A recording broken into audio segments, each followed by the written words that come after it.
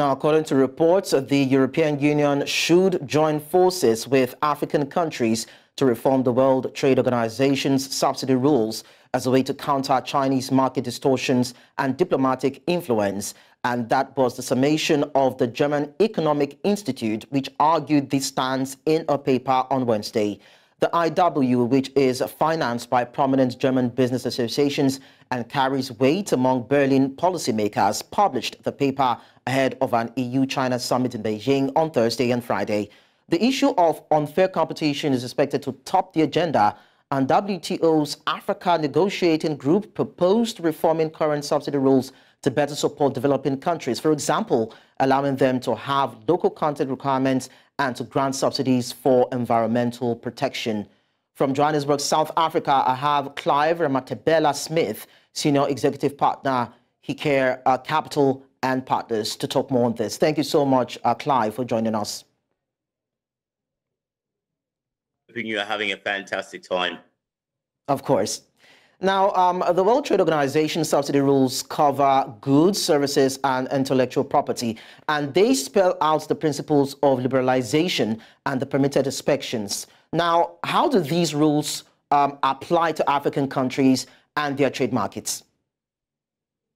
A very good question, and probably the reason why this is a topic of hot discussion at this current juncture, because obviously all these rules and determinations were part and parcel of a package of rules that were sanctioned and brought forth to try and sustain economic development, particularly in sectors that Africa would take advantage, particularly when it comes to things like agriculture reform, minerals, and so forth and so on.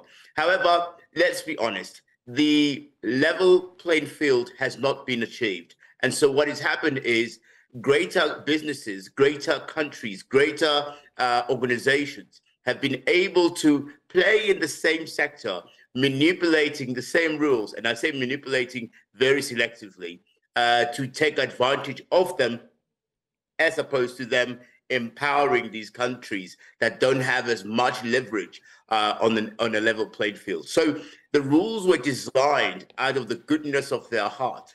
I say that very cautiously as well.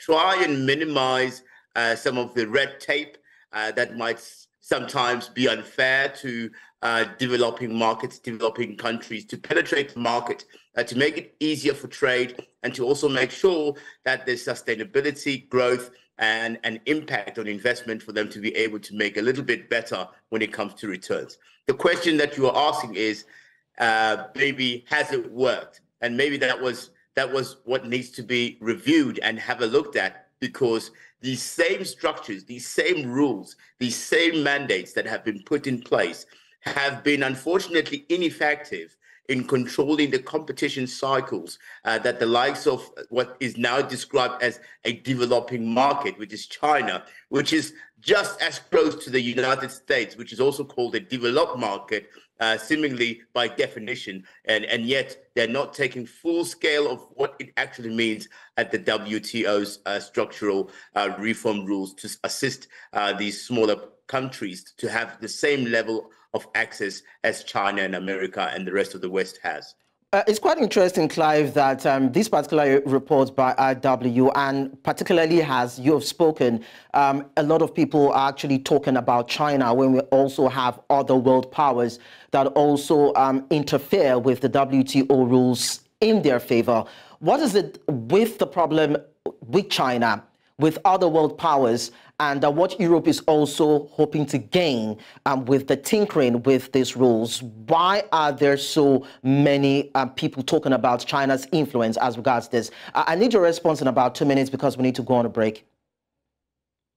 Very quick question. It was supposed to work properly, but the influence of China, particularly in African countries, the relationship, the trade deals that have been structured in China, make the level playing field be subsided. So what do I mean by that? I mean, even when you have the rules that work on one African country, if that country is in a relationship with China and China is doing most of the actual investment at the ground level, that country's reflection of the GDP, reflection of the sector that it is participating in, and in terms of trade and export, might be subdued because of the fact that China is the actual backer or the person behind the scenes running the economic structure of that particular country. So what does that mean? It means even when it sits now at the table where we have China, we have the West, America, we have Britain, China still has more of a say because that country can't do much without the influence of the investments that comes from that country, from China.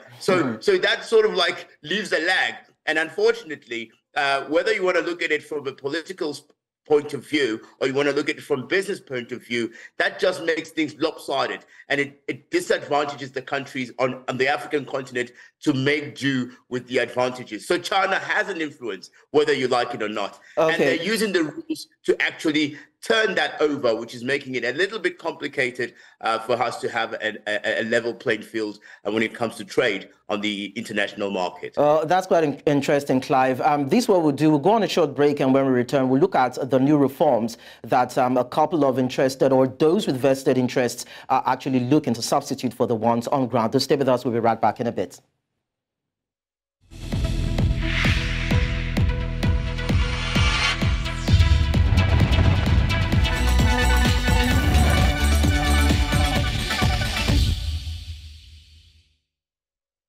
Africa and the EU have been urged to work collaboratively to actually look at the WTO rules, rather, as regards subsidies and the general market. And that's what we've been discussing on the show this morning on Business Edge. We'll be talking to Clive as regards this. So, Clive, now you have actually echoed various of sentiments, and part of it is the general thought that Nigeria's participation in the WTO and global trade brings about unfair competition for other partners within this trade ecosystem. Now, I want to ask, if these reforms are carried out within the WTO rules, will that, in a way, help in ensuring a leveling playing field for other major stakeholders within the fold? And would it also protect European businesses?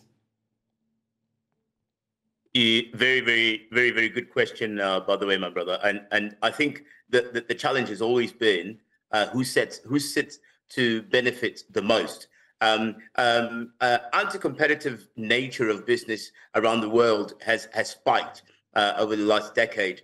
This is because the dynamics of the world economy has changed quite significantly, and they've started to outlay a different spectrum for participation, whether you're a small country or a developing market or you are a developed market. We are all fighting, unfortunately, for the same piece of pie. And unfortunately, as the dynamics of world economic change and the world of business becomes smaller and smaller, it becomes very challenging for the guys who want to penetrate the market to have ease of access. So how do they control that? The rules on the WTO were supposed to assist in sustainability, in controlling, in making sure that there is fair practice and regulatory framework that makes sure that everybody gets an enough piece of the pie to be able to sit at the table. At the moment, because of the regulatory framework and the definitions that allow us to know who is developing, who is developed, and who is advanced, have made it very, very difficult, because EU, particularly following the Brexit, the exit of the United Kingdom back in 2016, have become very weak. And so what they're trying to do is control their own stakeholding. And it's not helping, my brother, unfortunately, to have a war happening at the same time. We've seen what's happening between Russia and Ukraine. That has had a crippling effect on the sustenance and food sustainability in the EU for some time now. And so things like that have made the dynamics change. Now, the question is, can we really, in this day and age, at the brink of 2024, can we still describe China as a developing market?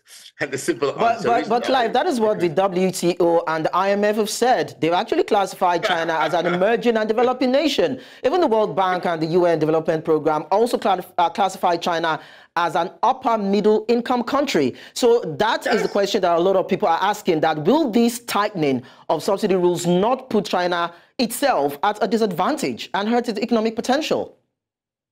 Well, they've enjoyed all these years of participation and description and definition as it is. Unfortunately, and let's be honest, and I'm not saying that China does not deservedly be put at a side here, but the way they've designed their economy has made them grow so fast. They are the fastest growing economy in the last 20 years, by far. I mean, only a couple of years ago did they start falling and trickling their GDP into single digits. But even at the peak of the pandemic, China was still performing better than any other economy in the world. Now, that is an advantage, but where does it sting them? It stings them because most of their development projects and most of their investments, particularly most of the capital that exposure that they've had on investment, are here in Africa. That is what the problem is. Now, the question is, do the rules have to change?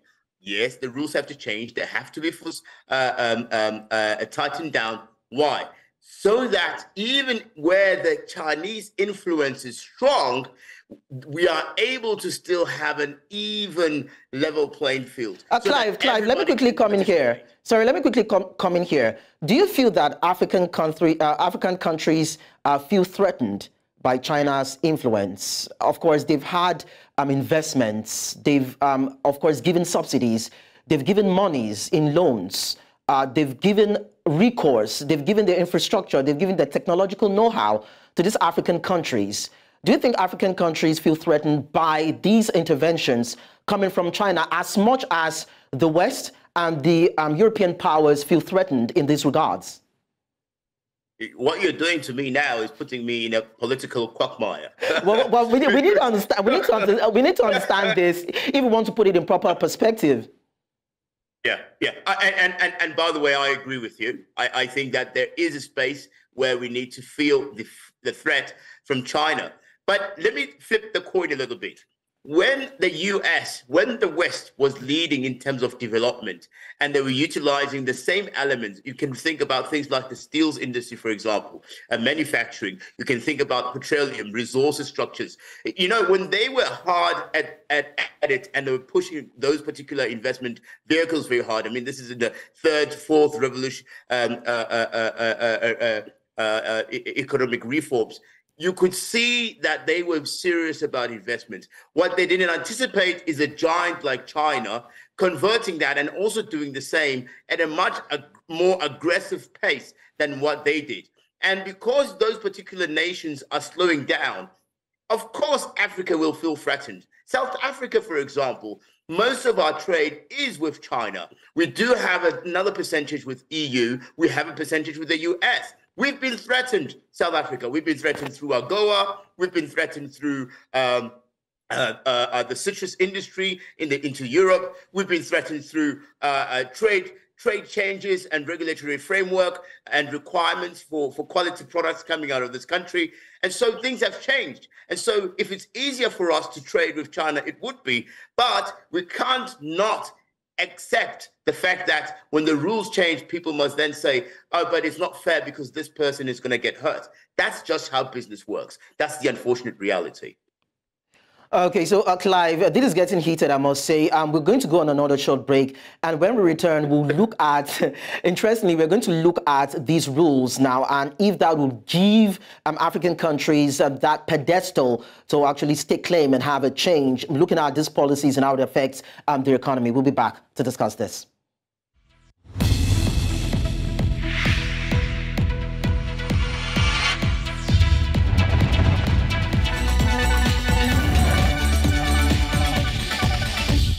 Well, as it seems, a lot of world powers are actually scared about the rapid growth that China has actually garnered in the last few decades. We have been talking to Clive Ramathibela-Smith, if I did get that name correctly. But then, Clive, let's just go back to the discussion. We'll be wrapping up in about a few minutes. Now, let's quickly look as one of Africa's focus that will be tabled at the 13th Ministerial Conference in February next year. Now, the WTO's Africa Negotiating Group is proposing reforms that allow developing countries have local content requirements and grant subsidies for environmental protection. Now, what benefits do you think this will have for the African continent, and how will it help it achieve greater policy space within WTO? You know, any sort of reform, and by the way, we must really define what that subsidy means. Subsidy is supposed to be something that assists, protects, advantages, provides scale, becomes a pedestal to give advantage for leveling out the playing field. If these subsidies are doing that, then that's great. But the new reforms that have been requested are in line with the times that we're living in. Let me just remind you, brother, that this is not the only amendments that are taking place currently on the global market space, which are going to be a disadvantage for the African continent. We are being slapped right now. And you spoke about the story earlier on about South Africa, that we've been asked to reform our change and our energy expertise to be able to accommodate for carbon emissions in the rest of the world. Where we have 90% of our capacity to generate electricity coming out of coal. So, and then you give us like 1% of a donation or a grant, whatever you want to call it, of what is actually needed for us to actually do that transformation by the year 2030. It's absurd. It's crazy. It's not going to happen. But here's what this particular WTO reformations are actually suggesting. They're suggesting that we are in a very good, smooth, growing trajectory. We're not.